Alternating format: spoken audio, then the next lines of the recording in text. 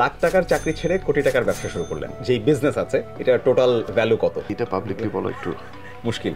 উদ্যোক্তা হচ্ছে মাইন্ডসেট, যে সাহস বা ঝুঁকি গ্রহণের যে মানসিকতা, সেটা যদি আপনার না থাকে উদ্যোক্তা হওয়া আপনার কঠিন। আপনি যে ব্যবসা শুরু করলেন এটার এই অর্থটা কোথায় পেয়েছেন? কলিগদের মধ্যে থেকে ইনভেস্টমেন্ট পেয়েছে। কার আসলে চাকরি করা উচিত, কার আসলে ব্যবসায়ী করা উচিত? কাউকে কোনো কিছু চাপিয়ে দেওয়াটা উচিত হবে না, তাদের যেটা পছন্দ তারা সেটা বেছে নিবে। আপনার ফ্যামিলি আপনাকে কেমন সাপোর্ট? ফ্যামিলির পক্ষ থেকে আসলে কোনো সাপোর্ট নাই। ব্যবসায়ীদেরকে শুক্র শনি বলে কিছু আছে? কোনো শুক্র শনি নাই। ফ্ল্যাট ইনভেস্টমেন্ট হিসেবে একটা কেমন অপশন আপনি মনে করেন? ফ্ল্যাটে ইনভেস্ট করা বা জমিতে ইনভেস্ট করা জিনিসটা আসলে ওয়াইজ ডিসিশন না, কিন্তু আমি মনে করি যে এটা কথাটা আসলে আমি একমত না। মানে এক বছরে 1 লাখ টাকা রেখে 1 বছর পরে এটা যদি 2 লাখ টাকা হয়ে যায়, ভাই এটা সম্ভব কোনো না। বিজনেস এটা করতে পারবে না। আপনার দুনিয়ার কোনো ব্যবসা এটা করতে পারবে না, ইভেন ইললিগ্যাল ব্যবসা যদি হয় সেটা তারাও পারবে না। শুধুমাত্র আপনি যদি জীবনে টাকা হইতে পারেন, রাইট, তাহলে কোনো সমালোচনা নাই। 1800 মানুষ এসেছিল খেতে। 1800 এবং 500 মানুষকে আমরা খাওয়াতে পারি নাই। আমি যদি মানুষের জন্য ভালো কাজ করি, আমি আল্লাহ আমার জন্য ভালো কাজ করে দেব। সৈয়দ আব্দুল্লাহ শাওন বাংলাদেশের অন্যতম মাল্টিন্যাশনাল কোম্পানিতে 8 বছরের চাকরি ছেড়ে প্রতিষ্ঠা করেছেন নিজের রিয়েল এস্টেট বিজনেস। মাত্র 2 বছরেই তৈরি করেছেন কয়েক কোটি টাকার ব্যবসা। বর্তমানে তার প্রতিষ্ঠানে কাজ করছেন প্রায় 50 জন মানুষ। ব্যবসার পাশাপাশি শাওন জেসিআই বাংলাদেশের রিজিওনাল ভাইস প্রেসিডেন্ট হিসেবেও দায়িত্ব পালন করছেন। তরুণদের দক্ষতা উন্নয়ন, সামাজিক কর্মকাণ্ড ও ক্রীড়াক্ষেত্রে অবদান রেখে চলেছেন এই মানুষটি। যদি চাকরি ছেড়ে ব্যবসা করার স্বপ্ন দেখেন, আজকের এপিসোড তাহলে আপনার জন্যেই।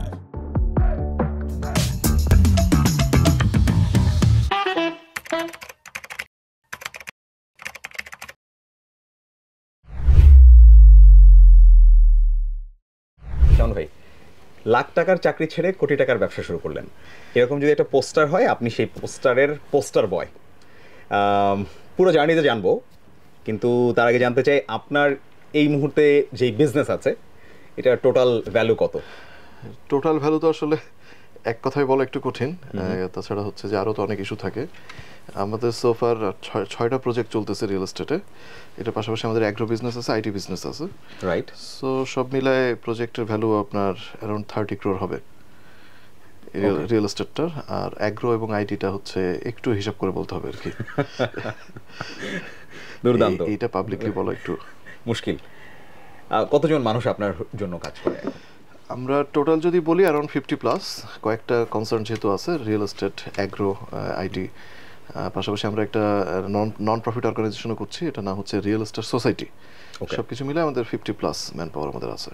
বাহ, চমৎকার। চাকরি মানে আপনি একসময় চাকরি করতেন, মাল্টিন্যাশনাল কোম্পানিতে চাকরি করতেন এবং লাখ টাকা বেতন পেতেন, কারণ আপনার বেতনটা আমি জানি। সো চাকরি দেয়া আর চাকরি করা, মানে চাকরি পাওয়া ভার্সাস চাকরি দেয়া, কোনটার আনন্দ বেশি মনে হয়? এটা আসলে আপেক্ষিক। এটা এক এক মানুষের পার্সপেক্টিভ আলাদা, এক একজন মানুষের চিন্তা ভাবনা আলাদা, তার লাইকিংস ডিসলাইকিংস আলাদা।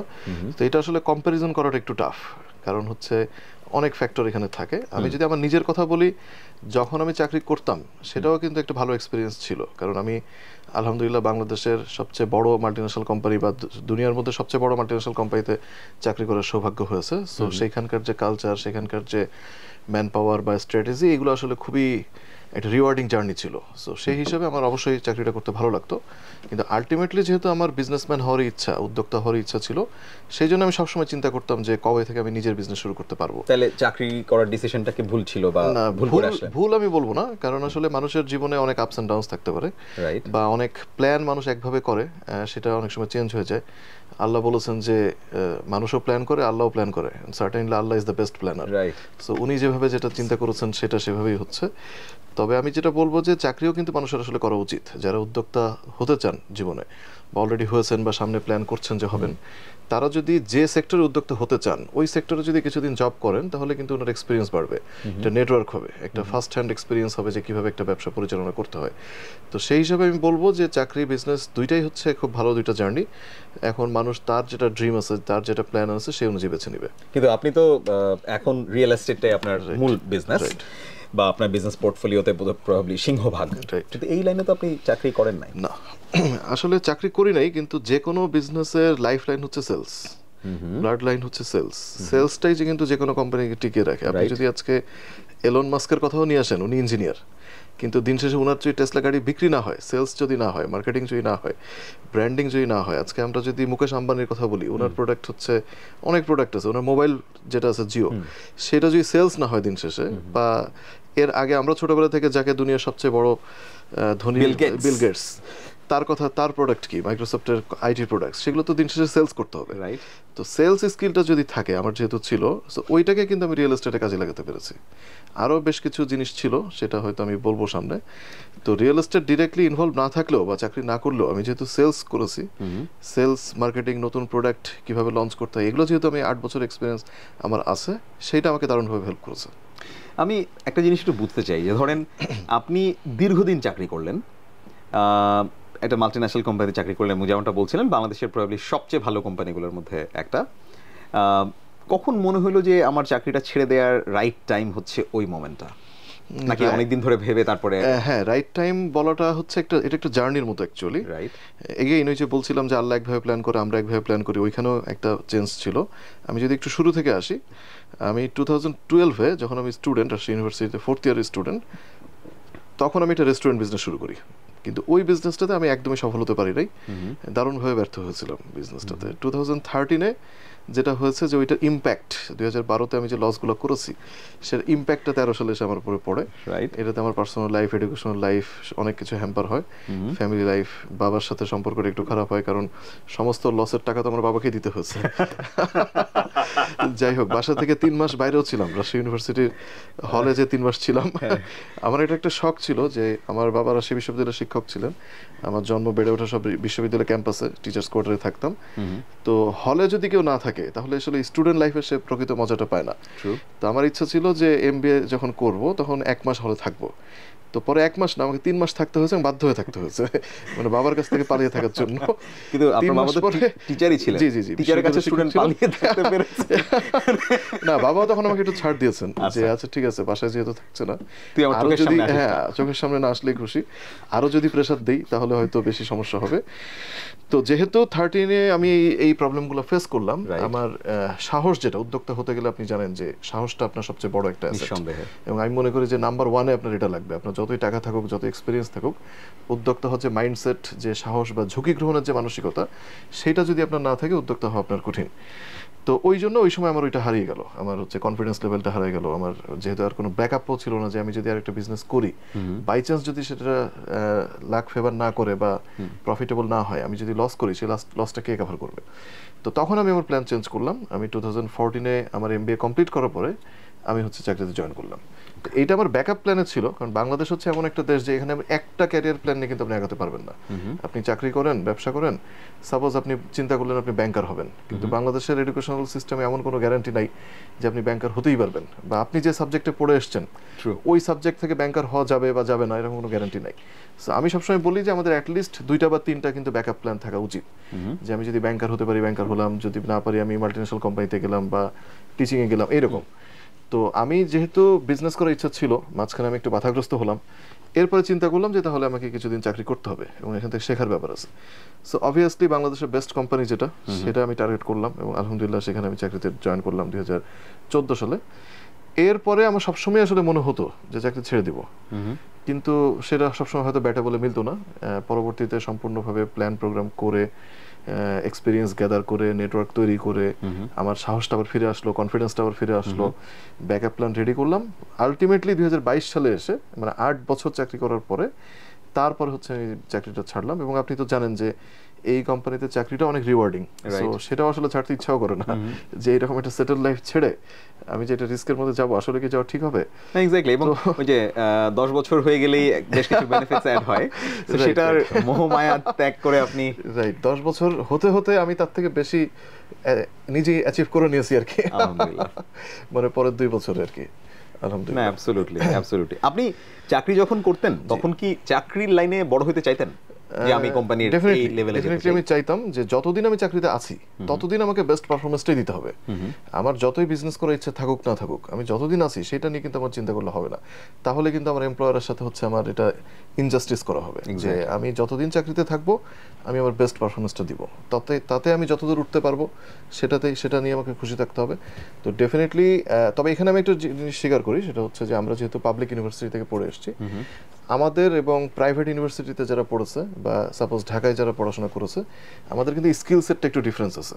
হ্যাঁ, এটা কিন্তু ধরেন ঢাকা ইউনিভার্সিটির আইবিএতে যারা পড়ছে তাদের থেকে আমরা রাজশাহী ইউনিভার্সিটিতে পড়ে যে আমরা অনেক পিছিয়ে আছি সেটা বলবো না, আমি বলবো যে স্কিল সেটটা ডিফারেন্ট। রাইট, ওনারা একটা ট্র্যাকে ভালো করবে, আমরা আবার আরেকটা ট্র্যাকে ভালো করবো। তো এইটা আমি প্রথম থেকে বুঝতে পেরেছিলাম যে মাল্টিন্যাশনাল কোম্পানিতে একদম টপ লেয়ারে যাওয়া আমার পক্ষে সম্ভব না। আমার হয়তো ওই স্কিলগুলো নাই, কিন্তু আমার হয়তো অন্য স্কিল সেট আছে যেটা দিয়ে আমি আমার নিজের বিজনেস বা অন্য কোনো রোলে হচ্ছে আমি হয়তো ভালো করতে পারবো। তো একটা ড্রিম তো সবার থাকে যে আমি এমডি হব, আমি সিইও হব, কিন্তু আমি আমার ক্যাপাবিলিটি জানতাম, আমি জানতাম যে এটা আমার পক্ষে সম্ভব না এই কোম্পানিতে। এই আর কি। হ্যাঁ, ওয়ান্ডারফুল। আপনি চাকরি ছাড়লেন, তারপরে আপনার ব্যবসা শুরু করার জন্য যে পুঁজিটা দরকার হয়, প্রথমত দুটো জিনিস জানতে চাইবো, যে পুঁজি ছাড়া কি আসলে ব্যবসা করা সম্ভব কিনা, আর আপনি যে ব্যবসা শুরু করলেন এটার এই অর্থটা কোথায় পেয়েছেন? মানে চাকরি করে নিশ্চয়ই অত টাকা জমাতে পারেননি যত। রাইট রাইট, আমি আসলে একটু মানে অন্য ধরনের মানুষ। আমি ট্রাভেলিং খুব পছন্দ করি, ঘোরাঘুরি খুব পছন্দ করি, খাওয়া দাওয়া খুব পছন্দ করি। তো আমার আসলে কোনো সেভিংস ছিল না অনেস্টলি স্পিকিং। এবং আপনি যেটা বলছিলেন যে 10 বছর যদি আমি চাকরি করতে পারতাম তাহলে একটা ফাইন্যান্সিয়াল বেনিফিট ছিল, সেটাও তো আমি যেহেতু নিতে পারি নাই। তো আমার নিজের ক্যাপিটাল ছিল খুবই কম, যেটা আমার পেনশন বা রিটায়ারমেন্টের পরে যেটা আমি পেলাম, গ্র্যাচুইটি এবং হচ্ছে যে প্রভিডেন্ট ফান্ড যেটা, সেইটা বা সেটা আমি পেয়েছি চাকরি ছাড়া মোটামুটি 3 মাস পরে, কারণ একটা প্রসেস থাকে, তো 3 মাস পরে তো পাওয়া যায়। কিন্তু আমি চাচ্ছিলাম যে ডে 1 থেকেই আমি আমার বিজনেস শুরু করবো, মানে বেকার থাকতে চাচ্ছিলাম না একদিন। তো 2022-এর জুনের 30 তারিখে আমি চাকরি ছাড়লাম, জুলাই মাসের 1 তারিখ থেকে কিন্তু আমি আমার নিজের অফিস ওপেন করেছি। আর আমার ফার্স্ট ফান্ডিং যেটা, সেটা আমি পেয়েছি হলো জুন মাসের 26 তারিখে, মানে জাস্ট চাকরি ছাড়া 4 দিন আগে। এবং আমি তখন একটা কথা বলছিলাম যে এই রকম মাল্টিন্যাশনাল কোম্পানিতে কাজ করলে যেটা হয়, খুব ভালো ভালো কিছু কলিগ পাওয়া যায় এবং তাদের সাথে নেটওয়ার্কিংটা হয় এবং তাদের সাথে খুব ভালো একটা সম্পর্ক তৈরি হয়ে যায়। তো যেটা হয়েছে যে আমার নিজের লাইন ম্যানেজার যে রাহাত আরা কবির খেয়া, আমার একই সাথে সে খুবই ক্লোজ ছোট বোন এবং একই সাথে সে আমার লাইন ম্যানেজার ছিল রাজশাহীতে, সেই কিন্তু আমার ফার্স্ট ইনভেস্টর। এবং আরো মজার ব্যাপার হচ্ছে আমার সেকেন্ড ইনভেস্টর যিনি, আমি ছিলাম territory officer Rajshahi 1, territory officer Rajshahi 2, তারিফ মাহমুদ বারি, তিনি ছিলেন আমার সেকেন্ড ইনভেস্টর। সো আমি কিন্তু আমার কলিগদের মধ্যে থেকে ইনভেস্টমেন্ট পেয়েছি এবং সেটার জন্য যেটা দরকার সেটা হচ্ছে যে আমার অনেস্টি, আমার পার্সোনাল ব্র্যান্ডিং, আমার ক্যাপাবিলিটি। তখন আমি যেটা বলছিলাম যে আমার স্কিল সেটটা ডিফারেন্ট, তারা এই ব্যাপারে কনফিডেন্ট ছিল যে আমি যে সেক্টরটাতে বিজনেস করতে চাচ্ছি, স্পেশালি রাজশাহীতে, আমি ইনশাল্লাহ ভালো করব। তো এই জন্য আমার পরে তাদের ট্রাস্টটা ছিল, বিশ্বাসটা ছিল, সেই জন্য তারা ইনভেস্ট করেছে। এবং ওই দুইজনে করে ফেলার কারণে পরবর্তীতে ওই কোম্পানির কলিগ বা বিগ বসদের কাছ থেকে ইনভেস্টমেন্ট পাওয়াটা আমার জন্য সহজ হয়ে গেছে অনেক। তো এই দুজনের কাছে আমি সবসময় কৃতজ্ঞ, আমি সবসময় বলি তাদের কথা। তো পরবর্তীতে তারিফ মাহমুদ বারি যিনি, উনি কিন্তু আমার কাস্টমারও হয়েছেন, উনি ফ্ল্যাটও কিনেছেন পরবর্তীতে আমার কাছ থেকে। না, এই ব্যাপারটা খুব অসাধারণ, কারণ আপনাকে যদি আপনার পাশে বসা মানুষটা আপনাকে খুব ভালো চিনে এবং আপনি যদি তার কনফিডেন্স অর্জন করতে পারেন যে উনি টাকা ঢালবেন আপনার ওপর, তার মানে আসলেই মানে যারা আপনাকে আসলে হয়তো ফার্স্ট হ্যান্ড এক্সপিরিয়েন্স আপনার সাথে হয় নাই, একটু দূরের ছিল বা অনেক সময় হয়তো চিনেও না, তারা কিন্তু কনফিডেন্সটা পেতে সুবিধা হয়েছে। রাইট, চমৎকার। আপনি চমৎকার একটা কথা বলেছেন, এটা আমি সবসময় ইউজ করি, যে টাকা ঢালবেন আপনার উপরে। ব্যাপারটা কিন্তু অনেকটা এরকমই, যে আমি রিয়েল এস্টেট ব্যবসা করছি নাকি অ্যাগ্রো করছি নাকি এক্সপোর্ট ইম্পোর্ট করছি, ডাজন্ট ম্যাটার, তারা টাকা আমাকে দিচ্ছে, আমাকে দেখে। এক্স্যাক্টলি, আমি কোন বিজনেস করব সেটা নিয়ে তারা খুব একটা কনসার্ন না, তারা আমার উপরে বিশ্বাস থেকে দিচ্ছেন। সো নিজের পার্সোনাল ব্র্যান্ডিং, অনেস্টি, ডেডিকেশন, এই জিনিসটা খুব ইম্পর্টেন্ট। রাইট। ভাই, আমাকে একটা জিনিস একটু বলেন, যে ধরেন যারা এখন চাকরি করছেন, অনেকেই তো নিশ্চয়ই এরকম স্বপ্ন দেখেন যে একদিন তার নিজের ব্যবসা হবে, তাদের জন্য আসলে আপনার আইডিয়াটা কি? মানে কার আসলে চাকরি করা উচিত, কার আসলে ব্যবসায়ী করা উচিত? এইটাও আসলে একটা আপেক্ষিক ব্যাপার, এটা একটু বড় করে অ্যান্সার না দিলে আসলে বোঝানো কঠিন। আমি বলবো যে আমরা 3 Idiots মুভিটা দেখেছি কম বেশি সবাই 2009 সালে। আমি 7-8 বার দেখি। 7-8 বার, আমি মনে হয় 70-80 বার দেখছি। আচ্ছা, ওইখানে যে কথাটা বারবার বলার চেষ্টা করে যে আপনি আপনার ড্রিমটাকে চেস করেন, রাইট? তো এই আমির খানের আবার আরেকটা মুভি আছে 2016-এ, দঙ্গল, সেখানে আবার উল্টাটা বলা হয়েছে। সেখানে বাবা কিন্তু তার মেয়েদেরকে বলেছে যে তোমাদেরকে, আমি কুস্তিগির ছিলাম, তোমাদেরকেও কুস্তিগির হতে হবে। মেয়েরা প্রথমে হতে চায়নি, পরে তাকে অনেক বুঝিয়ে শুনিয়ে অনেক বড় করে তারপরে করেছে। সো 2 রকম এক্সাম্পল কিন্তু আমাদের সবসময় আছে, যে আমরা কি আমাদের ড্রিমটা চেস করব নাকি আমাদের প্যারেন্টস যেটা বলবে সেটা করব, সোসাইটি যেটা বলবে সেটা করব, ফ্যামিলি যেটা বলবে সেটা করব, আসলে কি? তো সবকিছু মিলিয়ে আসলে ডিসিশন নিতে হবে। আপনি এককভাবে যদি সিদ্ধান্ত নেন, সেটা যদি আপনার ফ্যামিলির এগেনস্টে যায়, সেটাও উচিত হবে না। আবার ফ্যামিলিরও বোঝা উচিত যে আপনি কিসে ভালো, আপনি কি চাকরিতে ভালো আছেন, ভবিষ্যতে কি ভালো থাকবেন, নাকি ব্যবসা করলে আপনার ভালো হবে, সব কিছু মিলায় ডিসিশন নেওয়া উচিত।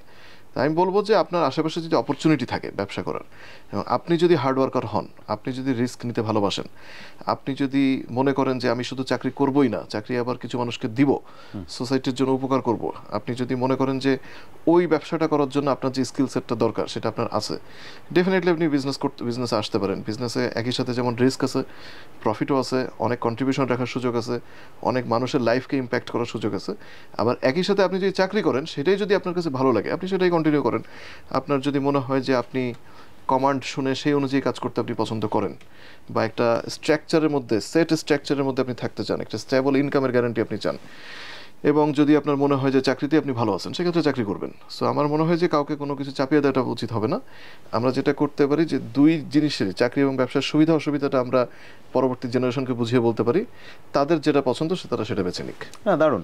আমাকে একটা প্রশ্নের উত্তর দেন, আপনার ফ্যামিলিতে, মানে আপনি ফ্যামিলি গুরুত্বের কথাটা বলছিলেন, আপনার ফ্যামিলিতে কি আপনাকে এই ব্যবসা নিয়ে আসলে 12-13 সালে তো বাবা দৌড়ানি দিয়েছে, এটাকে সাপোর্ট বলবো না অবশ্য, হ্যাঁ এটাও ঠিক যে বাবা আবার টাকা দিয়েও সহযোগিতা করেছে, এই 22-23 এর সময়টায় আপনার ফ্যামিলি আপনাকে কেমন সাপোর্ট দিল? ফ্যামিলির পক্ষ থেকে আসলে কোনো সাপোর্ট নাই। ফ্যামিলি চায় যে আমি চাকরি করি, এটাই চায়। ওকে। কারণ হচ্ছে যে আমাদের ফ্যামিলিতে আসলে কোনো বিজনেসম্যান নাই, আমাদের ফ্যামিলিতে সবাই চাকরিই করে। তো আমার আম্মা যেমন হচ্ছে, আমার বাবা 2023-এ মারা গেছেন, তবে উনি একটা জিনিসে খুশি হয়েছিলেন, সেটা আমি একটু পরে বলছি। বাট উনি সবসময় চাচ্ছিলেন যে আমি চাকরি করি। আম্মাও সবসময় চান যে চাকরি করি, কারণ বিজনেস আসলে অনেক টেনশন নিতে হয়, অনেক হার্ডওয়ার্ক করতে হয়, অনেক ট্রাভেল করতে হয়, অনেক মানুষকে চালাতে হয়, আপস অ্যান্ড ডাউনস থাকে। চাকরিতে সাধারণত এত আপস অ্যান্ড ডাউনস থাকে না, সাধারণত একটা সেট স্ট্রাকচারের মধ্যে আপনি থাকবেন, বা আপনি মাস শেষে একটা গ্যারান্টেড ইনকামের সুবিধা আপনার আছে। বিজনেসে হয়তো ক্ষেত্র বিশেষে ইনকাম বেশি হতে পারে, কিন্তু ওই টাকাটা কবে আসবে আপনার, এটা সবসময় গ্যারান্টি থাকে না।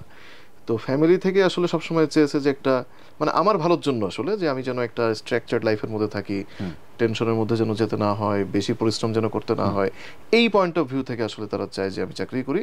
তবে আমার আম্মা আমার যে ড্রিমগুলো আছে সেটা সবসময় উনি হেল্প করেছেন ছোটোবেলা থেকে, আমি সবসময় এই কৃতজ্ঞতাটা প্রকাশ করি।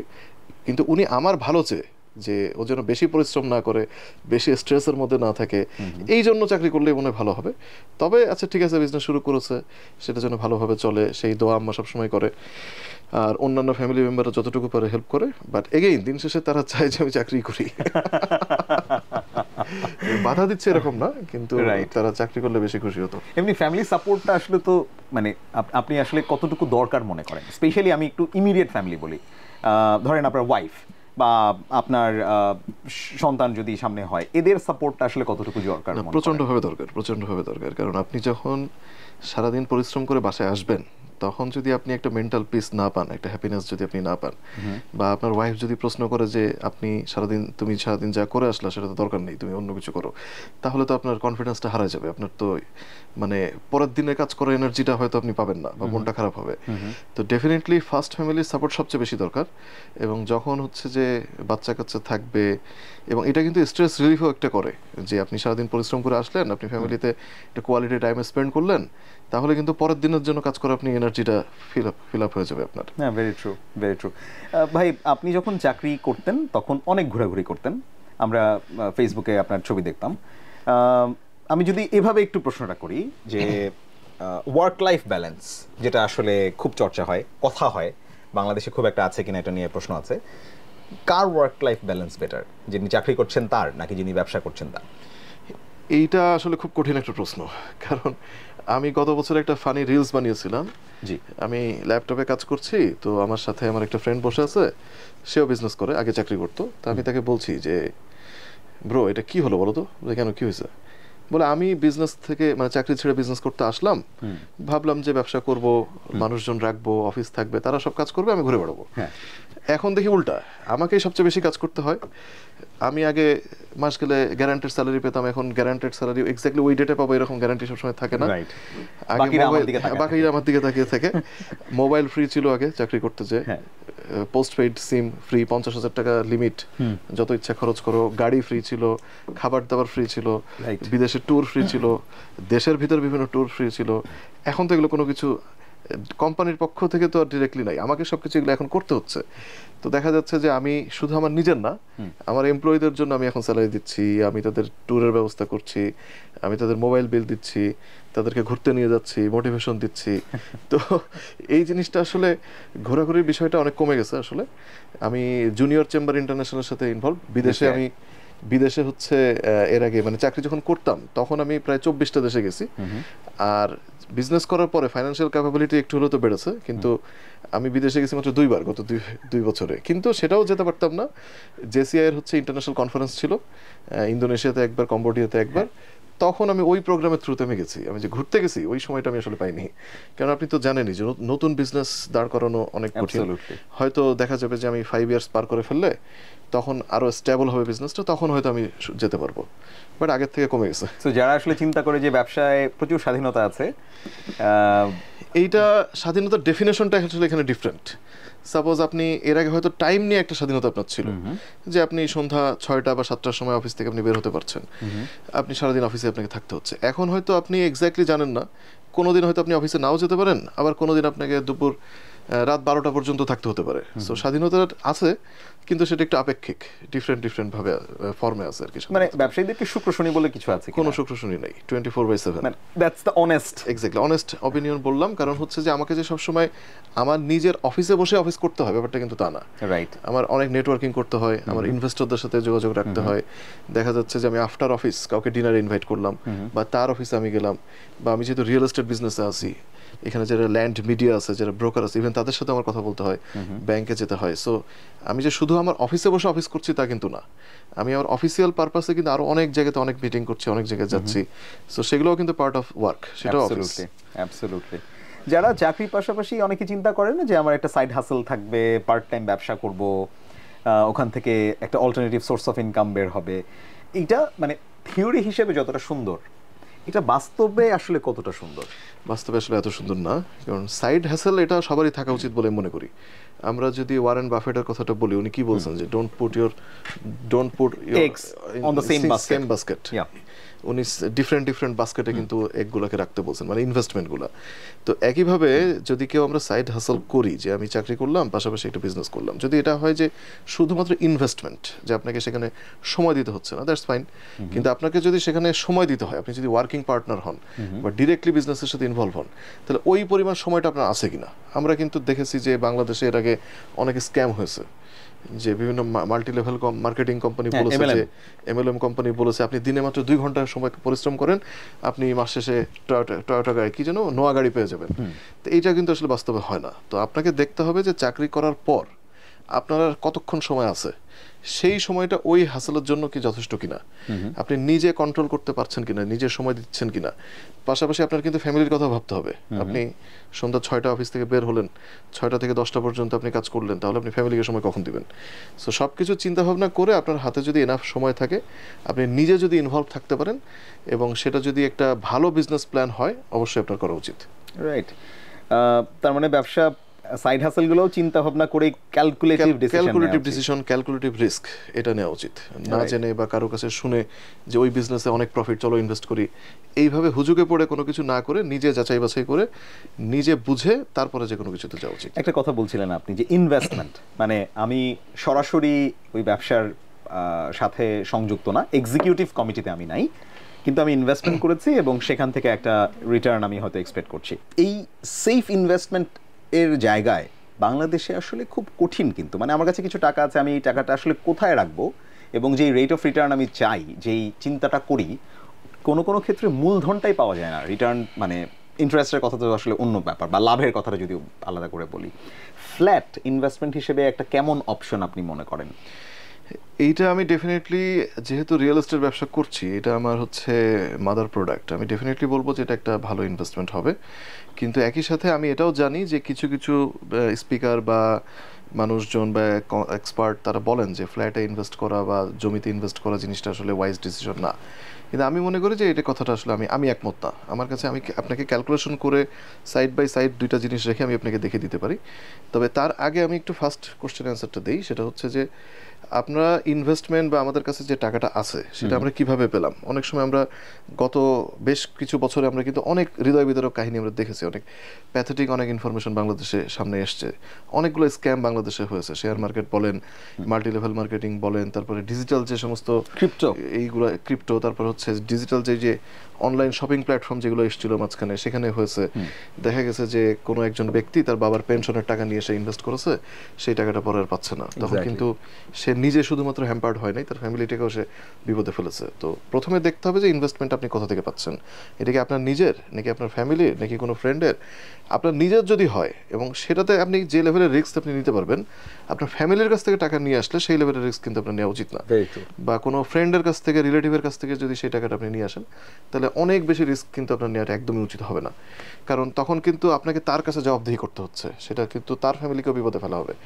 তো আমি যেটা মনে করি যে আপনি যেখানে ইনভেস্ট করতে যান না কেন, আপনি খোঁজ খবর নিয়ে নিজে জিনিসটা বুঝে তারপরে করেন। কোনো আনরিয়ালিস্টিক প্ল্যান যদি কেউ বলে যে আপনি এখানে ইনভেস্ট করেন 6 মাস পরে আপনাকে ডাবল করে দিব, এটা গ্রামেগঞ্জে কিন্তু সবসময় দেখা যায় যে বিভিন্ন সোসাইটি টাইপের জিনিসপত্র হয়, 1 বছরে টাকা ডাবল, 2 বছরে টাকা ট্রিপল, এরকম এবং তারপর দেখায় উদাহ হয়ে যায়। মানে 1 বছরে 1 লাখ টাকা রেখে 1 বছর পরে এটা যদি 2 লাখ টাকা হয়ে যায়, ভাই এটা সম্ভব না, বিজনেস এটা করতে পারবে না, আপনার দুনিয়ার কোনো ব্যবসা এটা করতে পারবে না, ইভেন ইললিগাল ব্যবসা যদি হয় সেটা তারাও পারবে না, সেটা থেকে আমরা যাবোই না। কিন্তু বললাম তো বাংলাদেশ গভর্নমেন্টেরও বা এই যে এলিয়া যারা আছে তাদেরও কিন্তু এই প্রচারণাগুলো আসলে বেশি করে করা উচিত, যে একটা বিজনেসে ইনভেস্ট করলে টিপিক্যালি লাভ কতখানি হয়, ব্যাংকে যদি আমরা টাকা রাখি, সঞ্চয়পত্র যদি করি, তারা কত % দিচ্ছে, সেটা থেকে একটু বেশি যদি হয় ফাইন, কিন্তু আনরিয়ালিস্টিক্যালি সেটা থেকে 10% বেশি কেউ দিতে চাচ্ছে, সেটা কিন্তু একদমই আনরিয়ালিস্টিক, সেগুলোতে আমাদের যাওয়া উচিত না। আপনি নিজে যদি বিজনেস করতে যান, কোনো বিজনেসে আপনি নিজেও 100% প্রফিট করতে পারবেন না,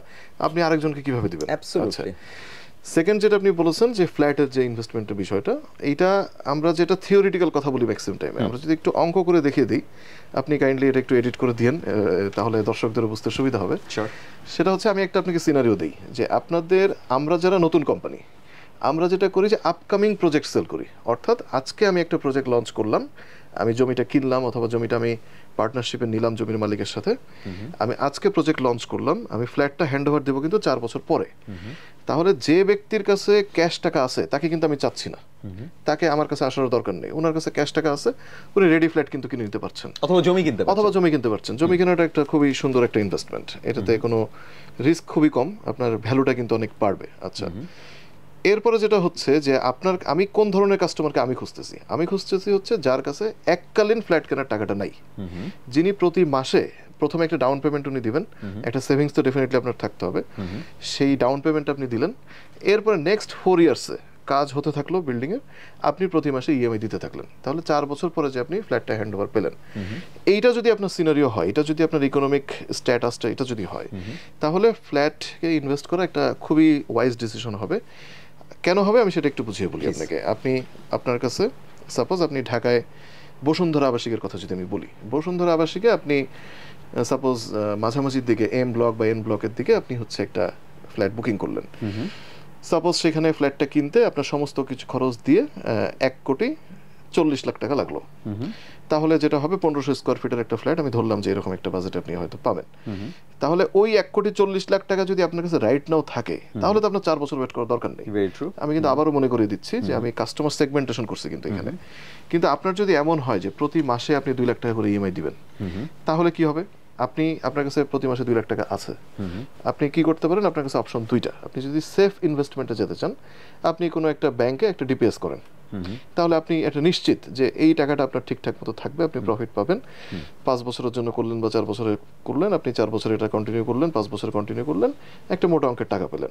অন দ্য আদার হ্যান্ড আপনি একটা ফ্ল্যাট কিনলেন।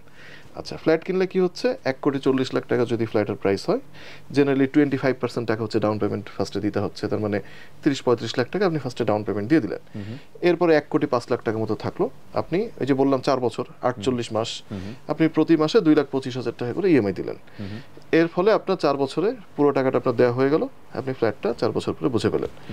অন দ্য আদার হ্যান্ড আপনি যদি ব্যাংকে টাকাটা ডিপিএস করতেন তাহলে কি হতো, আপনি 4 বছর পরে অ্যারাউন্ড 1,30,00,000 টাকার মতো আপনি পেতেন।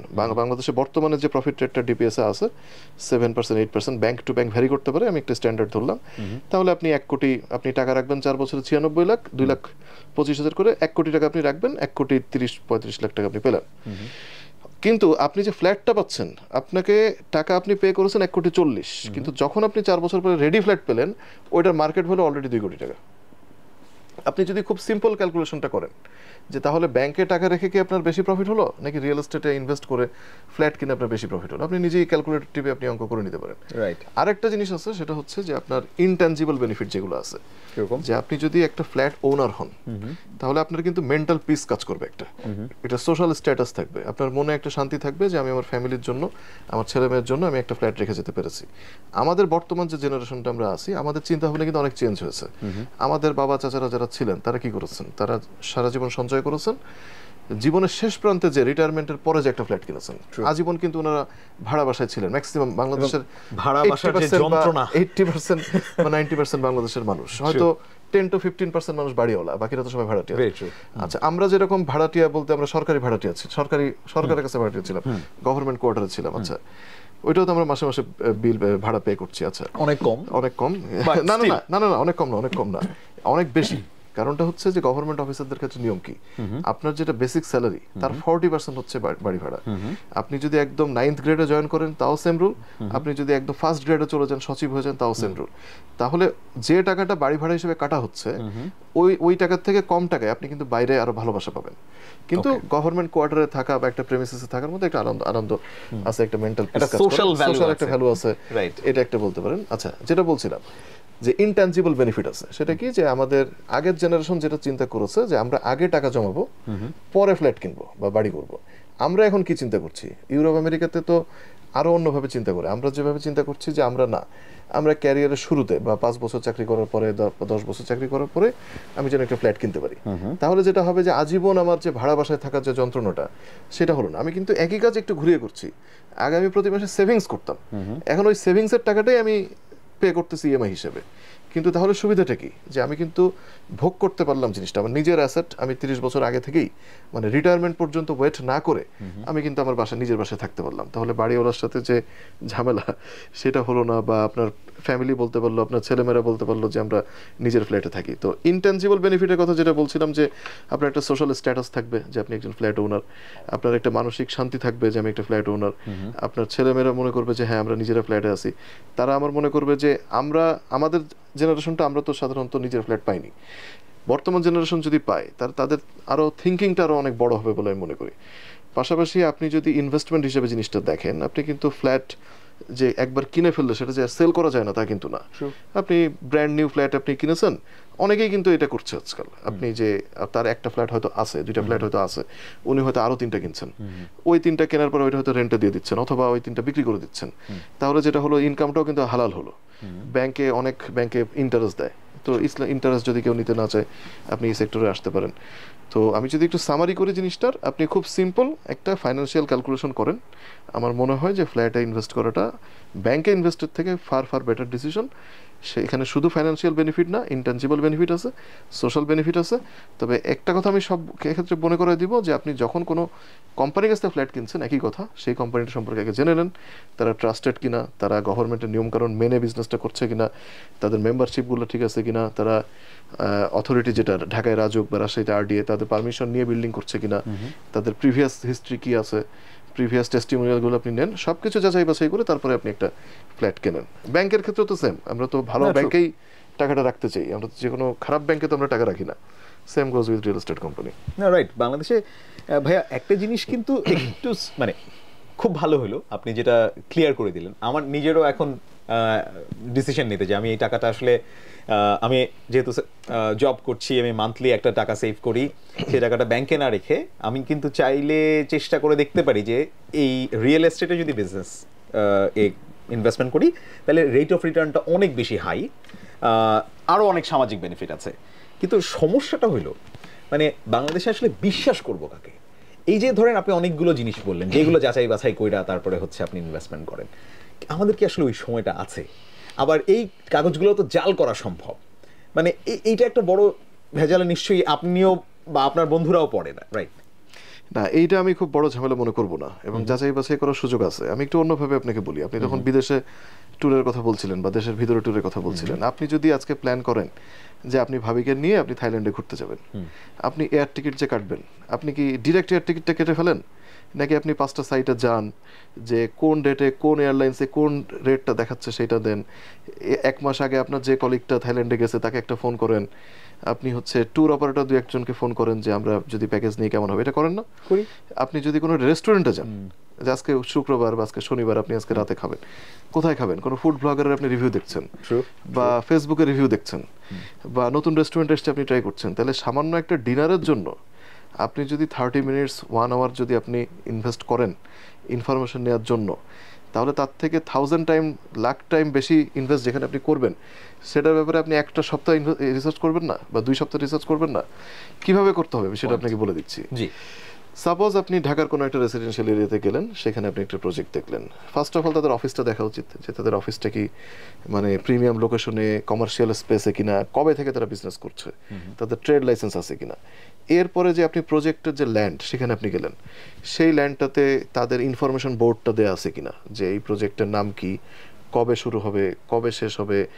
এইখানে ঢাকার ক্ষেত্রে যদি হয় যে রাজুকের কাছ থেকে কিন্তু সকল প্রজেক্টের পারমিশন আপনার নিতে হচ্ছে, সেটার একটা নাম্বার দেওয়া থাকবে যে রাজুকের পক্ষ থেকে অনুমতিপত্রের নাম্বার হচ্ছে এত, সেটা আপনি দেখলেন। ওই কোম্পানিটা এখন ডিজিটাল বাংলাদেশ, ওই কোম্পানির ওয়েবসাইট আছে কিনা, ওই কোম্পানি এর আগে কোন কোন প্রজেক্ট হ্যান্ড ওভার করেছে, সেটা আপনার ওখানে ঠিকানাগুলো সাধারণত দেওয়া থাকে ভালো কোম্পানি হলে, সেটা আপনি একটু ভিজিট করেন।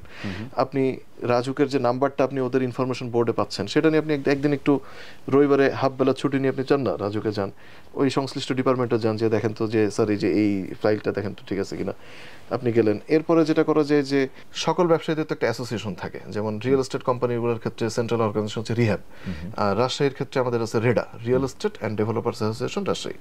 তো সেইটার মেম্বার হলে কিন্তু খুব ভালো একটা জিনিস হয়, হ্যাঁ, কারণ আপনি একটা কমিউনিটির মধ্যে থাকেন। আপনি যদি আল্লাহ না করুক আপনি যদি কোনো ইনজাস্টিসের শিকার হন, তাহলে আপনি তাদের কাছে যেও এটা কমপ্লেন করার আপনার একটা জায়গা থাকে। বা যারা এই সংগঠনগুলো মেম্বার হয় তারা সাধারণত নিয়মকানুন মেনেই হচ্ছে ব্যবসা করে, কারণ প্রতি বছর যখন ওই মেম্বারশিপটা রিনিউ হয়, তখন আপনার নামে যদি কোনো কমপ্লেইন আসে তখন কিন্তু আপনি রিনিউ করতে পারবেন না। এবং আপনি ব্যাংক অ্যাকাউন্ট যখন খুলতে যাবেন আপনার কোম্পানির পক্ষ থেকে, বা আপনি যখন এই আরডিএ বা রাজুকের কাছ থেকে যখন বিল্ডিংয়ের পারমিশন নেবেন, তখন তারাও কিন্তু বলবে যে আপনি কি অ্যাসোসিয়েশনের মেম্বার। তাহলে যেটা হয় যে তাদের পক্ষ থেকেও একটা প্রেশার কাজ করে, বা নিজেদের মধ্যে আমরা আলোচনা করি যে কাস্টমারদেরকে ভালো সার্ভিস দিতে হবে, তাদেরকে মানে সরকারি নিয়মকানুন মেনে আমাদের কাজ করতে হবে। তো ওইখান থেকে আপনি একটা খোঁজখবর নিতে পারেন। সো সামারি হচ্ছে যে আপনি যদি আপনার লাইফের অন্য জিনিসগুলা খোঁজখবর নিয়ে করেন, তাহলে ওয়াই নট দিস। আমি আগে যে এক্সাম্পলটা দিলাম, যে কেউ যদি আমাকে এসে প্রলোভন দেখায় যে অমুক জায়গায় ইনভেস্ট করলে এত লাভ, অমুক জায়গায় ইনভেস্ট করলে এত লাভ, আপনি খোঁজখবর না করে আপনার করা উচিত না। একইভাবে এই এখন যে কোম্পানিতে আপনি করছেন, ইনভেস্ট করতে চাচ্ছেন বলে ভাবছেন, সেই কোম্পানির ব্যাপারে খোঁজখবর নেন, এবং খোঁজখবর নেওয়ার জন্য যথেষ্ট অ্যাভিনিউ আছে। আপনি একটা সপ্তাহে একটু ইনভেস্ট করেন আপনার টাইম, আপনি অবশ্যই খোঁজ নিতে পারবেন। ইন্টারেস্টিং। ভাইয়া, আমি একটু এই কথাগুলোতে একটু আসতে চাই, যে ধরেন পৃথিবীতে তো অনেক রকম ব্যবসা আছে, আপনি মাল্টিন্যাশনাল কোম্পানি চাকরি ছেড়ে সেলসের কথাটা বলছিলেন, যে sales is a very common quality, এই কোয়ালিটিটা যদি থাকে আপনার মধ্যে তাইলে আপনি সব ব্যবসায় ভালো করবেন। আপনার কেন মনে হলো যে আপনার জন্য আসলে রিয়েল এস্টেট? কারণ আপনি পড়াশোনা তো আর ইঞ্জিনিয়ার না আপনি, রাইট? সো আপনার কেন মনে হলো যে আমার আসলে রিয়েল এস্টেট? চমৎকার প্রশ্ন। আমি এর আগে বলেছিলাম যে আপনার আশেপাশে কি অপরচুনিটি আছে আপনাকে সেটা দেখতে হবে। আমার হোম ডিস্ট্রিক্ট রাজশাহীতে, born and brought up in Rajshahi. চাকরি সূত্রে আমি ঢাকা গাইবান্ধাতে আমি ছিলাম, আর ঢাকায় তো ছোটবেলা থেকে আসাই হয়। তো রাজশাহীতে যেটা আমরা দেখলাম, যে রাজশাহী একটা ডিভিশনাল সিটি হলেও রাজশাহীতে সেভাবে ডেভেলপমেন্টটা হয়েছিল না। ঢাকার সাথে যদি তুলনা নাও করি, চিটাগাং, খুলনা বা সিলেট, এই অন্য যে ডিভিশনাল সিটিগুলো আছে, ওই পরিমাণ ডেভেলপমেন্ট রাজশাহীতে ছিল না। রাজশাহীকে বলা হতো শিক্ষানগরী, এডুকেশনাল সিটি। রাজশাহীতে আপনি জানেন যে সকল ধরনের শিক্ষা প্রতিষ্ঠান এখানে আছে। এখন স্টুডেন্টদের দিয়ে তো আসলে বড় ব্যবসা হবে না, তাদের ওখানে কি হয় যে স্টুডেন্ট রিলেটেড যদি কোনো ব্যবসা বাণিজ্য থাকে সেটা হতে পারে। কিন্তু গত 2010 সালের পর থেকে রাজশাহীতে অনেক ডেভেলপমেন্ট হয়েছে, অনেক ট্রান্সফরমেশন হয়েছে। রাজশাহীতে হচ্ছে আপনার নতুন নতুন সরকারি প্রতিষ্ঠান হয়েছে, নতুন নতুন রাস্তাঘাট হয়েছে, ব্যবসার সুযোগ তৈরি হয়েছে।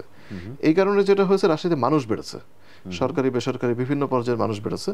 মানুষ বাড়লে কি হয়, তখন তো রেসিডেন্সিয়াল ফ্যাসিলিটি বাড়াতে হবে। তখন তো আর এক্সিস্টিং আপনার একটা 3 তলা বাড়ি আছে সেটা দিয়ে হবে না, আপনাকে ওইটা ভেঙে 10 তলা করতে হবে, তাহলে একই জমিতে আপনি 10টা ফ্যামিলিকে রাখতে পারবেন।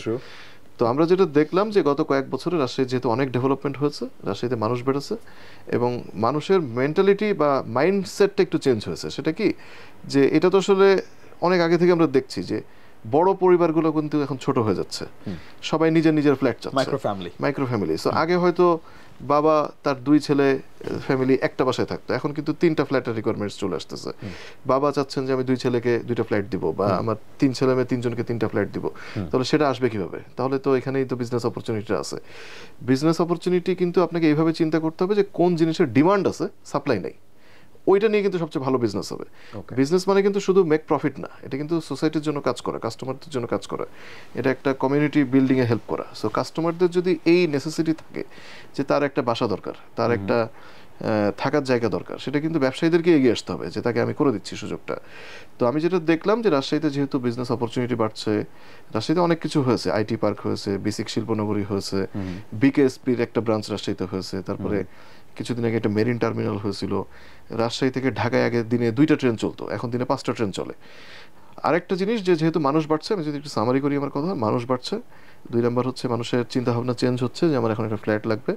আরেকটা জিনিস হচ্ছে রাজশাহী শহরটা এত সাজানো গোছানো, এত সুন্দর, এত বসবাসের জন্য একটা উপযোগী শহর।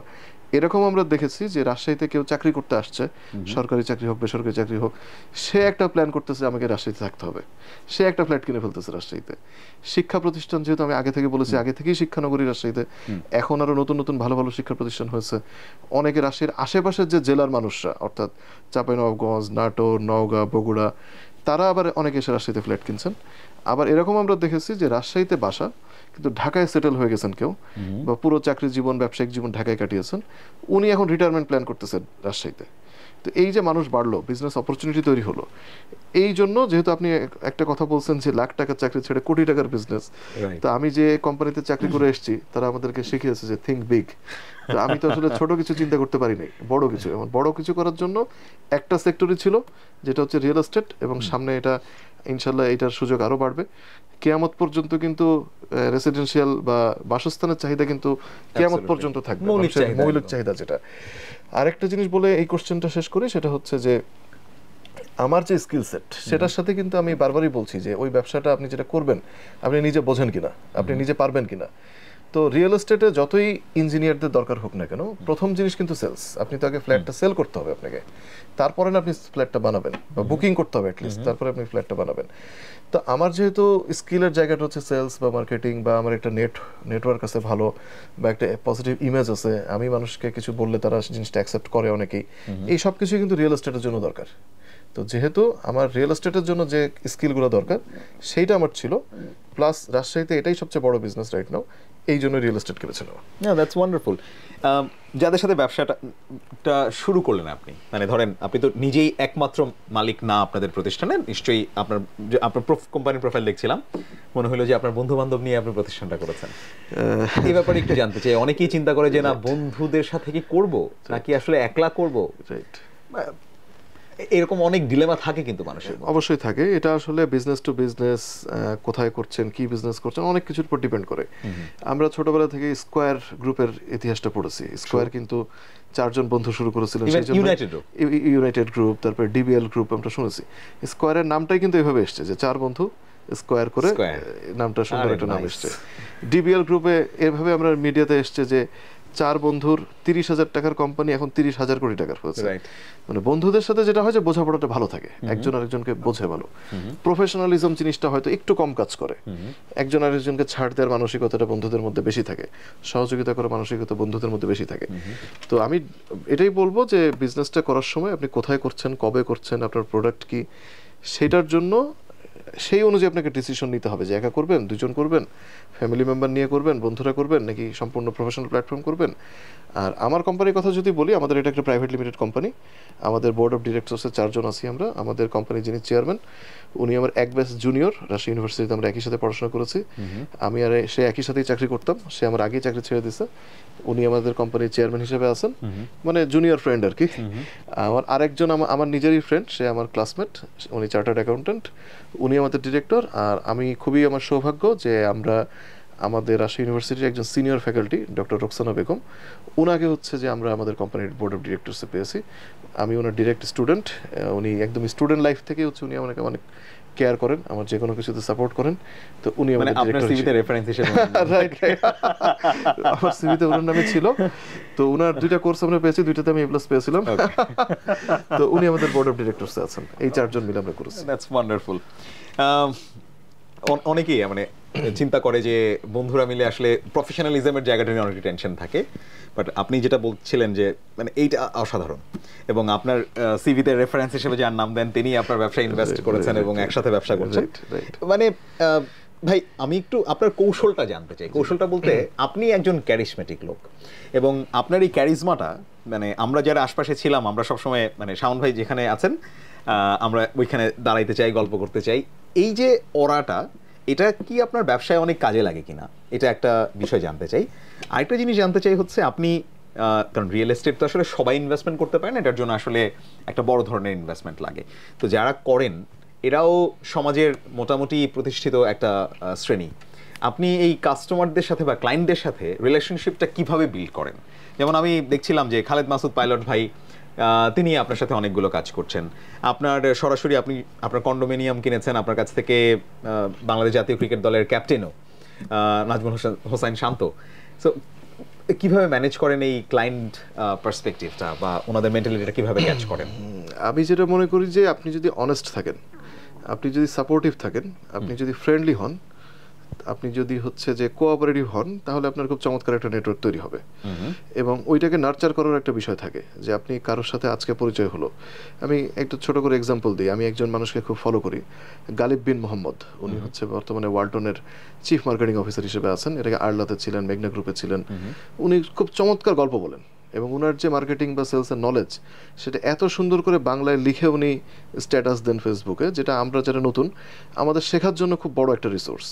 প্লাস বিভিন্ন সেমিনারে যখন উনি যান, উনি এত সুন্দর করে বুঝিয়ে বলেন, খুবই ভালো। মানে বড় বড় গ্রুপ অফ কোম্পানির মালিকরা তার সাথে কনসালটেন্সি তার কাছ থেকে নেয়।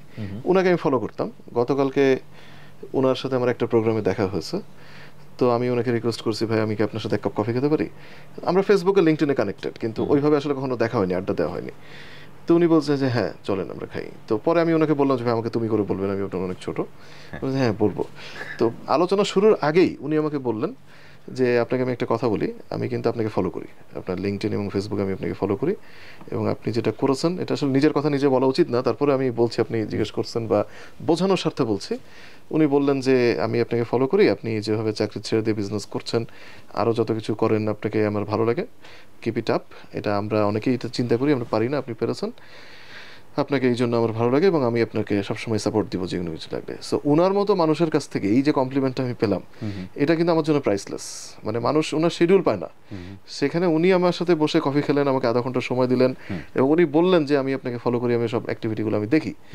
তো এইটা আসলে কিভাবে সম্ভব হয়েছে? আমি মনে করি যে নিশ্চয়ই আমি ডিফারেন্ট কোনো কিছু করতে পেরেছি উইথ অনেস্টি, সেই জন্য আসলে উনি ফলো করেন। আমি যদি টিপিক্যাল কোনো কিছু করতাম, যে সাপোজ আমি একটা গাড়ি চালাচ্ছি, সেটা একটা ভিডিও করে দিয়ে দিলাম, এটা টিপিক্যাল একটা জিনিস হয়ে গেল। ডিফারেন্ট কোনো কিছু না করলেই তো আপনি অ্যাটেনশন পাবেন না। এক্স্যাক্টলি। সো সেটা যদি প্রোডাক্টিভ না হয়, সেটা যদি ফ্রুটফুল না হয়, সেটা যদি পজিটিভ না হয়, তাহলে তো আপনি অ্যাটেনশন পাবেন না মানুষের।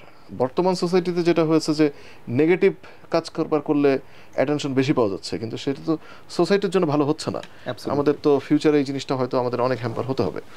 তো যাই হোক, আপনি মূল যে প্রশ্নটা করেছেন সেটা হলো যে আমি মনে করি যে আমি সবার সাথে অত্যন্ত মানে খোলা মনে মিশি, একটা উইথ অনেস্টি, তার খোঁজখবর রাখি, যোগাযোগ রাখি। আর আমার একটা স্কিল আছে, আমি অনেক জোকস জানি, জোকস বলে মানুষকে হাসাতে পারি। এইটা অনেকে পছন্দ করে, বলে যে ভাই আপনার গল্প শুনতে এসেছি বা আপনার জোকস শুনতে এসেছি। তো এটা ইউনিভার্সিটি লাইফ থেকে চলে আসতেছে এটা। আরেকটা যেটা হয় যে আমি সবার খোঁজখবর রাখতে পছন্দ করি।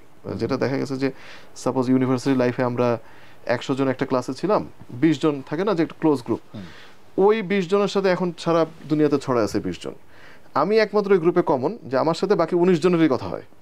ওকে, বাকিদের হয়তো 5 জনের সাথে কথা হচ্ছে, 10 জনের সাথে কথা হচ্ছে।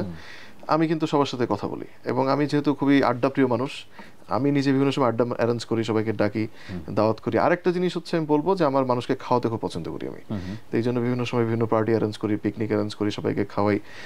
আরেকটা জিনিস, এটা স্বয়ং আল্লাহ বলেছেন, আমাদের ইসলাম ধর্মে অনেক গুরুত্ব দেওয়া আছে মানুষকে গিফট দেওয়া।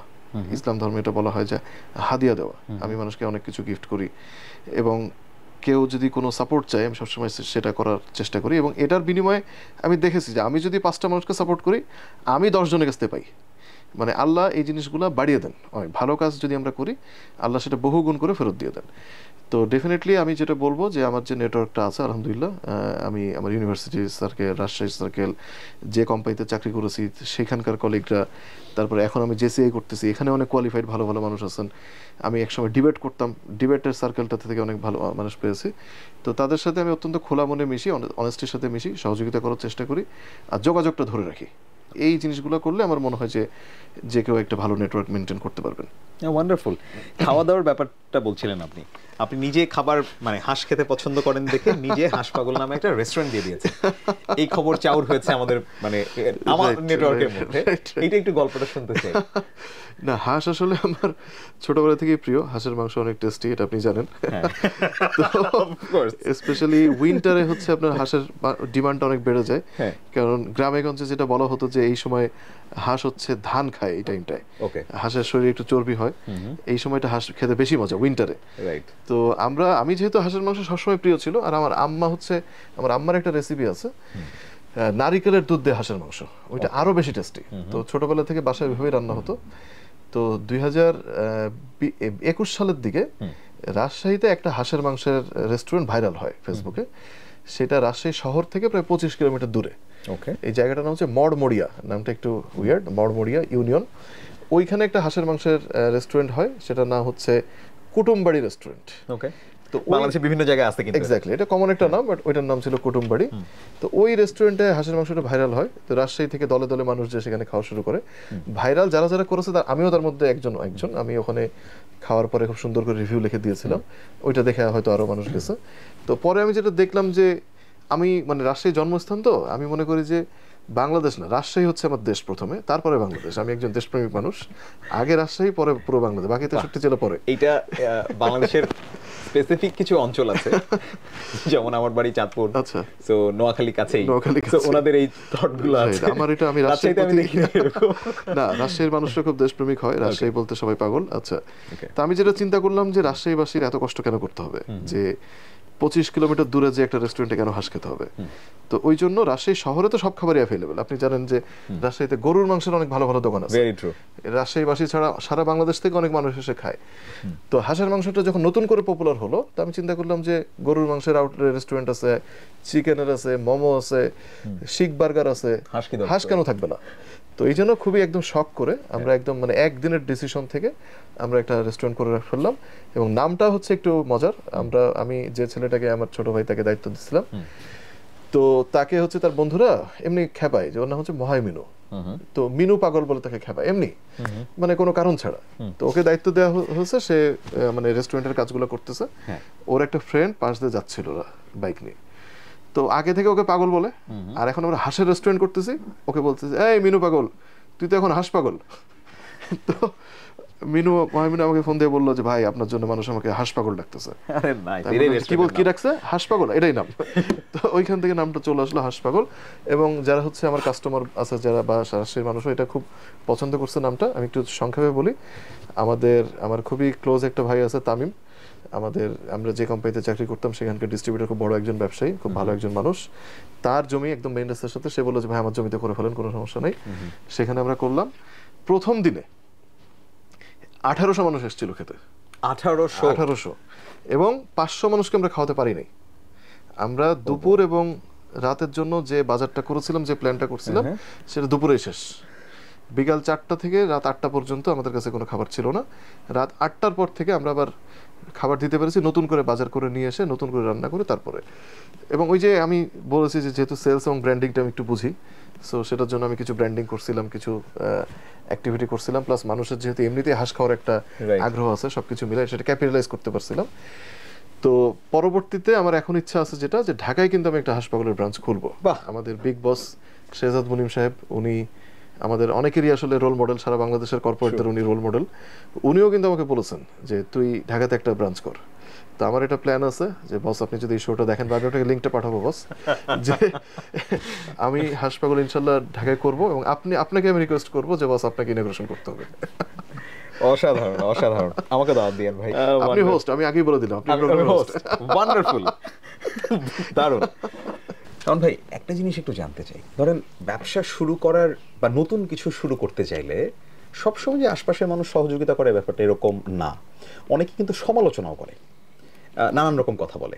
আপনি এই যে চাকরি ছেড়ে ব্যবসা শুরু করলেন, আপনার আপডেট, আপনি যে ধরনের মানুষ, আপনি লিঙ্কডইনে আপডেট দেন, আপনি ফেসবুকে আপডেট দেন, সবাই কি আপনার প্রশংসা করছে? মানে সমালোচনা করে না এরকম হয় নাই? মানে এই যদি করে, ধরেন সমালোচনা করছে, জিনিসটাকে আসলে সামলান কিভাবে? মানে নিজেকে, এটা তো প্রেশার না। ফার্স্ট অফ অল আমি খুব বেশি প্র্যাকটিসিং মুসলিম না হলেও ইসলামের কিছু মৌলিক বিধিবিধান আমি মেনে চলি, খুব স্ট্রং একটা এথিক্সের জায়গা থেকে। তার মধ্যে একটা হচ্ছে ইসলাম ধর্মে গীবত করা নিষেধ, এবং খুবই বড় একটা গুনাহ, রাইট?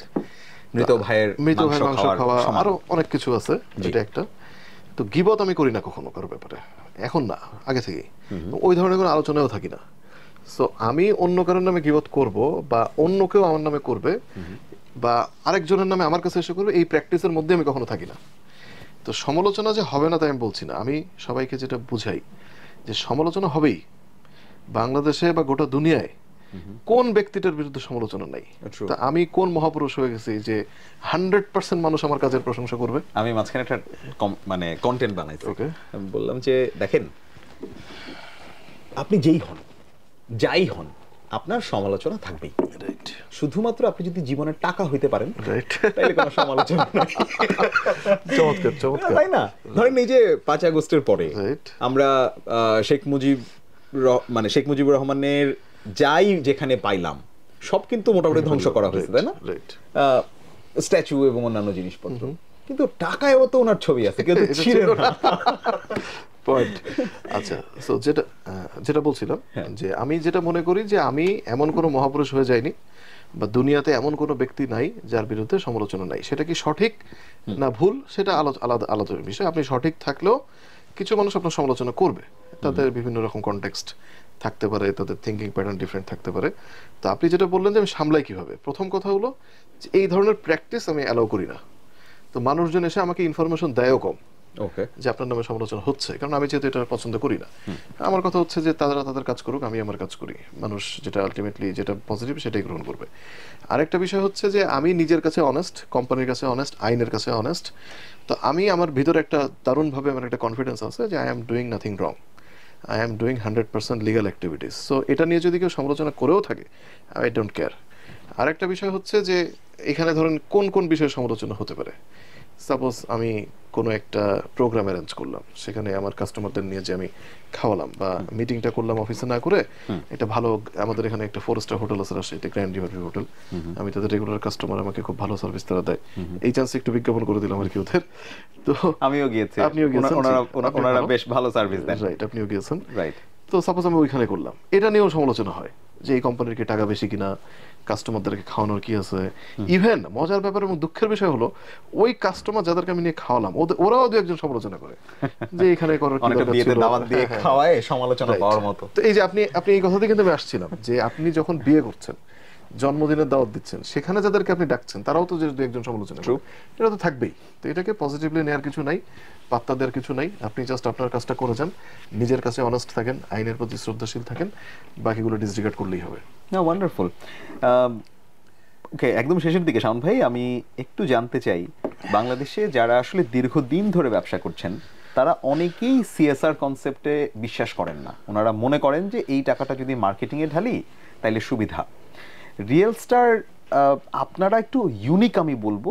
বয়স কত হইল? 2 বছর, আপনারা মানে সিএসআর করছেন, মানে এই চিন্তাটা আপনার জায়গা থেকে কিভাবে আসলো, এবং বাকি যারা আসলে আপনার ডিরেক্টর আছেন তারাও এভাবেই নিশ্চয়ই চিন্তা করেন, মানে এত চমৎকার ইনিশিয়েটিভ যেগুলো নেন সেগুলো একটু জানতে চাবো কি কি ইনিশিয়েটিভ নিয়েছেন, এবং মানে কেন করেন, এটা না করলেও পারতেন?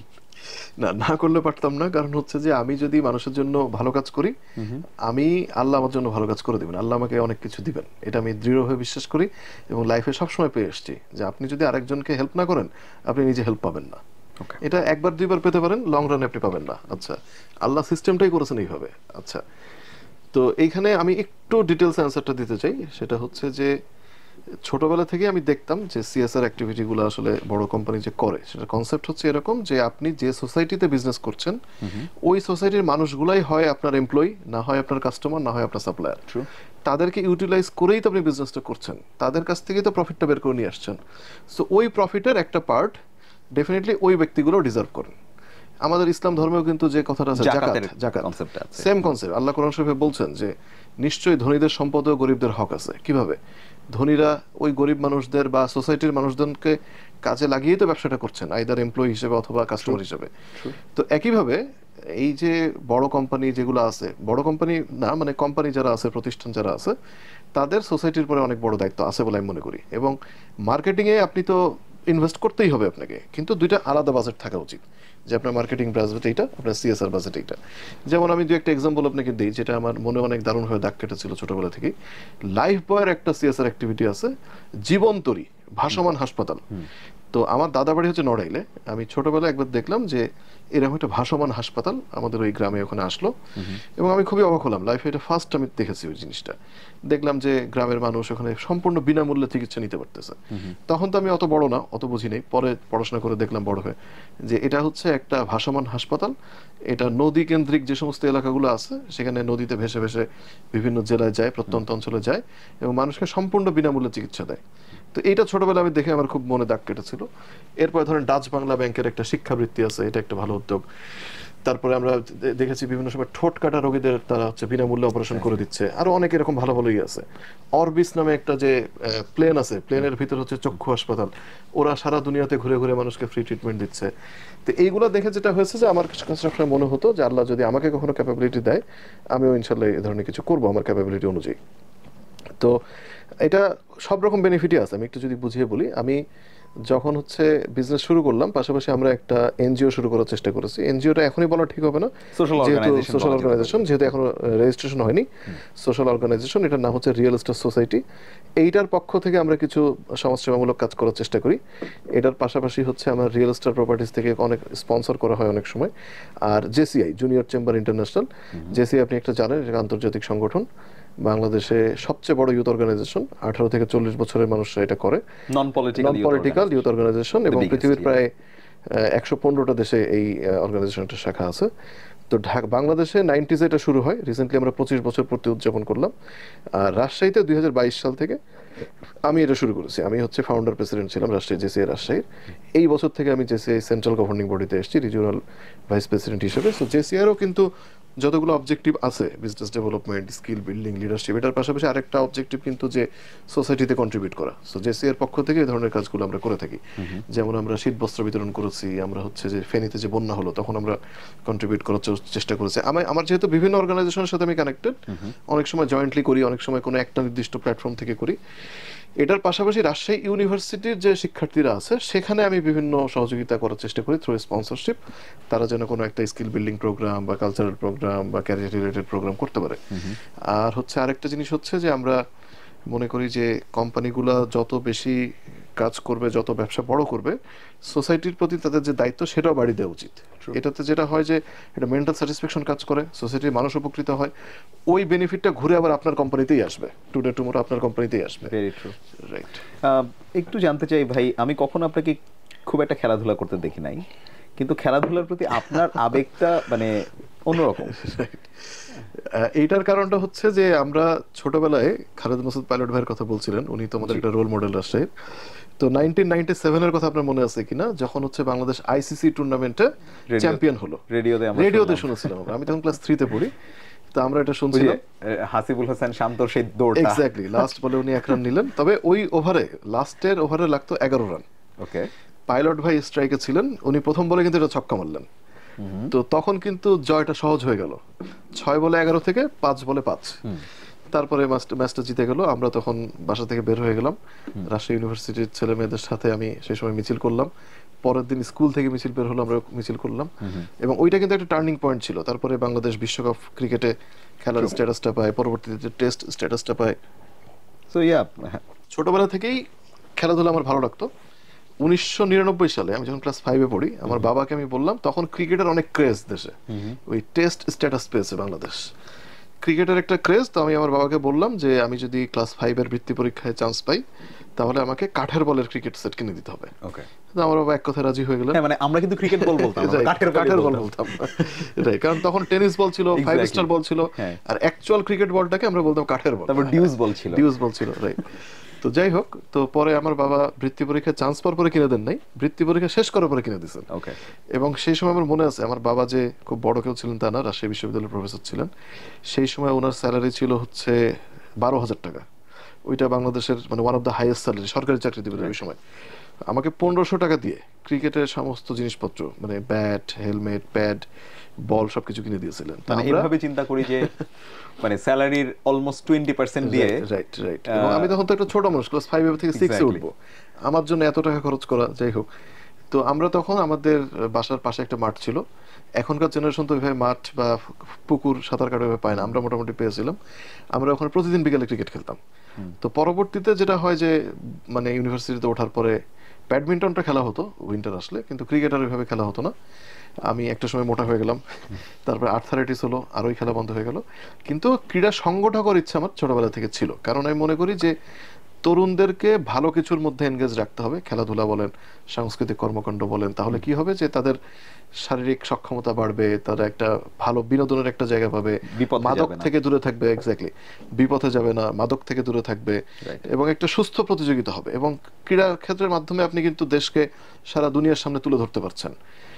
তো এখন যেটা আমরা করছি যে খালেদ মাসুদ পাইলট ভাই, ওনাদের একটা সংগঠন আছে, নাম হচ্ছে FCR, former cricketers of Rajshahi. ওনারা রাজশাহীর ক্রীড়াঙ্গনের উন্নয়নের জন্য ব্যাপক কাজ করেন। তো ওনারা প্রতি বছর বিভিন্ন টুর্নামেন্ট করেন। আমরা গত 2 বছর থেকে ওনাদের সাথে এনগেজ হয়েছি, আমরা সেখানে পৃষ্ঠপোষকতা করার চেষ্টা করি। পাশাপাশি হচ্ছে উনি ভবিষ্যতে ক্রীড়া ক্ষেত্রে আরও অনেক কাজ করার ওনার ইচ্ছা আছে। আমি আমার পক্ষ থেকে, আমি ছোট একজন মানুষ, যতটুকু পারি আমরা হেল্প করব। আর এই বছরে আমরা কিন্তু BPL-এ, বাংলাদেশ প্রিমিয়ার লিগ BPL-এ দুর্বার রাজশাহীর ব্র্যান্ডিং পার্টনার হয়েছি। তো আমরা রাজশাহী টিমটাকে বা তাদের অ্যাক্টিভিটিকে ছড়িয়ে দেওয়ার চেষ্টা করতেছি রাজশাহীবাসীর মাঝে। আশা করছি যে আমার সক্ষমতা যত বাড়বে ক্রীড়া ক্ষেত্রে আমি তত ইনভলভ হব ইনশাল্লাহ। অসাধারণ শাওন ভাই।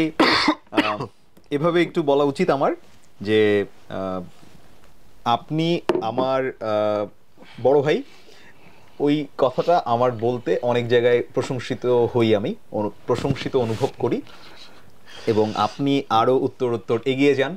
কখনো যদি মনে হয় যে আমি আপনার কখনো কোনো সহযোগিতায় আসবো, প্লিজ লেট মি নো। অবশ্যই, আপনি তো সহযোগিতা করছেনই আমাকে, আপনি যে প্রশংসা করেন আমার সব জায়গায়, অনেক বাড়িয়ে বলেন আপনি। Thank you so much. আপনাকে কিন্তু আমি চাকরি সূত্রে আগে থেকেই আমি চিনি, আপনাকে সারা বাংলাদেশের মানুষই চিনত। এবং আরজে সালমান, ওই যে আপনি যে সময়টায় আরজে ছিলেন, ওই সময় তো রেডিওর অনেক ক্রেজ, জি, স্টুডেন্টদের মধ্যে অনেক ক্রেজ ছিল ওই সময়। তো আমি কিন্তু যখন আপনি চাকরি করতে এসছেন, আমি কিন্তু খুবই অবাক হয়েছি, বিলিভ ইট অর নট, এটা কখনো বলেছি কিনা, যে আপনার মিডিয়াতে এত ভালো ক্যারিয়ার ছেড়ে আপনি চাকরি কেন করবেন। তো পরবর্তীতে আপনি যখন চাকরি বাকরি কন্টিনিউ করলেন, আপনি মাঝে মধ্যে ফেসবুকে ঘোষণা দিয়েছেন যে আপনি আবার মিডিয়াতে ফিরবেন, এবং আমি সেটাতে আশাবাদী হয়েছি যে আপনার কন্টেন্ট আমরা আবার দেখবো। তো সেটা সামহাও হয়তো কোনো কারণে করতে পারেননি, এত বছর পরে এসে শুরু করেছেন, সেই শোতে আবার আমি গেস্ট হিসেবে এসেছি, এইটা কিন্তু একটা প্রাইসলেস এক্সপিরিয়েন্স। তো আপনাকেও ধন্যবাদ। এবং আমিও কিন্তু আপনার সম্পর্কে সবাই কাছে বলি যে ইনি একজন ভালো আর্জে ছিলেন, এখনো খুব ভালো হোস্ট, এবং সামনে ইনশাল্লাহ আমরা কোলাবোরেশনও করবো। হাসপাগলের ব্রাঞ্চ খুললে আমি আপনাকে আগেই বুকিং করে গেলাম। থ্যাংক ইউ সো মাচ ভাইয়া। Most welcome. ওয়ালাইকুম আসসালাম।